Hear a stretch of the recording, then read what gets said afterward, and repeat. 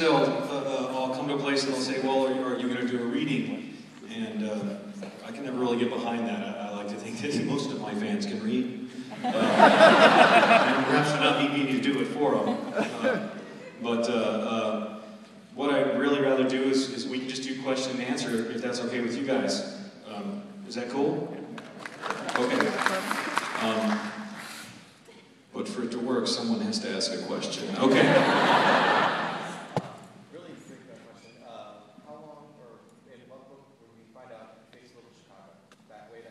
In what book will we find out who fixed Little Chicago? Probably not till 19 or 20. Right in there. Probably, actually, I'm a lazy writer. Probably 20. I think that'll be a good for the last of the case files. So I'll have fun with that one. So when you know those changes, you said that was the midpoint of the series, the way you envisioned it. Earlier references you written that you were envisioning about in the 20-book series. Did earlier plots expand and push changes back to books, or does that mean we're actually getting more than 20 out of the series? Or? Okay, the question here is I had originally said that changes was about the midpoint of the series, and that he asked if earlier plots had kind of pushed the midpoint later, and if so, did it mean we were going to get more of the series before we got into the finale? And the answer to that is the midpoint of the story is not necessarily the geographical midpoint. The midpoint of the story is sort of where things really get good, I suppose. So I was just so confused after changes came out, and there was a little bit of reaction.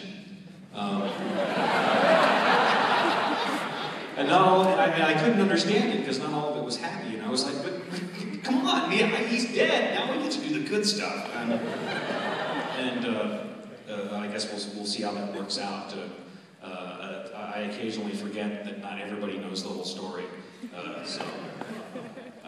Yeah, right here. Any more chances for another Dresden series? Any more chances for another Dresden series like on TV? I am willing to forgive Hollywood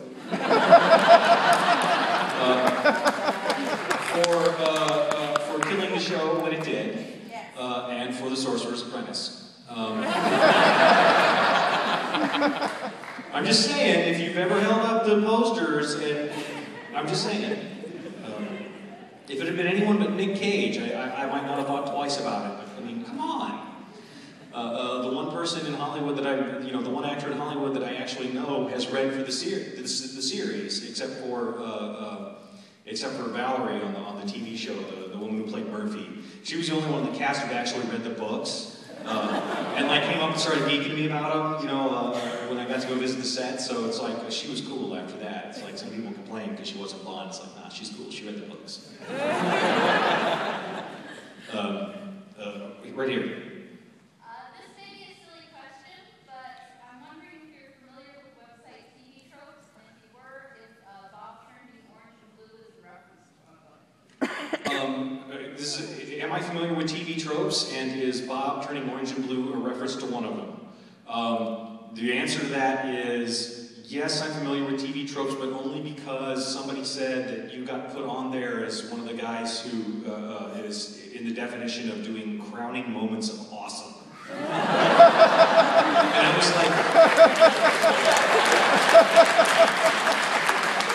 was like, okay, I will ego surf that. Yes, just a moment. Let me make that link.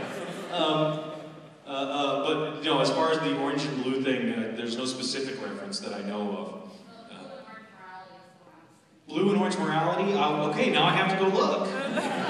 It's probably one of those things that just got ingrained into me while I was watching, who knows what, Voltron or something. I always think that I think to myself, oh, I've come up with something so cool and original. And, like Bob Duskull himself as a character. Ooh, that's so cool and original. And I thought to myself for a long time. And then I sat down with my son one morning and watched the opening credits of old Scooby-Doo. Said to myself, oh man, I'm not nearly as cool as I thought. And then I watched the second reel of Last Unicorn. Oh man, I was so cool a few minutes ago. So Marcone is by far my favorite character, and reading Even Hand, I noticed that you slipped in this little bit that John Marcone is not his real name. Is that going to be significant later on? Because that was really strange. The question is, she'd read the short story from Marcone's point of view, Even Hand, and then I noticed that she noticed that John Marcone was not actually his real name. You know, is that going to be significant? Sure is if somebody tries to cast a spell at him using the name John Marcone, yeah, that'll be a big deal. But we'll have to see how that works out. Actually, the character is really interesting is the Mirror Universe Marcone, and we'll get to him in a few books. But anyway, back in the back. Are any of your places like Max Pub or those based on real places? Are any of my places like masked places based on real places? No, except for the ones that are based on real places. For example, the Field Museum, where I've actually been now. I've got a picture of myself thumbing a ride in front of Sue. And the big aquarium, the shed aquarium that they have there by the Field Museum, which where I got to go stand by the big windows and look out on the big tanks with the whales and dolphins going by and so on. Just so you know, if you're there and you ask them, hey, what would happen if these windows were broken? No, I mean if like somebody shot them out or something. No, I need to know it's for professional reasons, and they do not have a sense of humor. But just so you're aware, you know. But, right here. Am I thinking about writing a 7th book in the Alera series? If I go back to Alera, it'll probably be it'll probably be years from now, and I'll need to pay off my gambling debts or something, you know, a good reason. And I would probably go back. I would either go back a couple of generations in the future, and where we would see a much steampunkier Alera after Gaius Octavian got through messing the place up.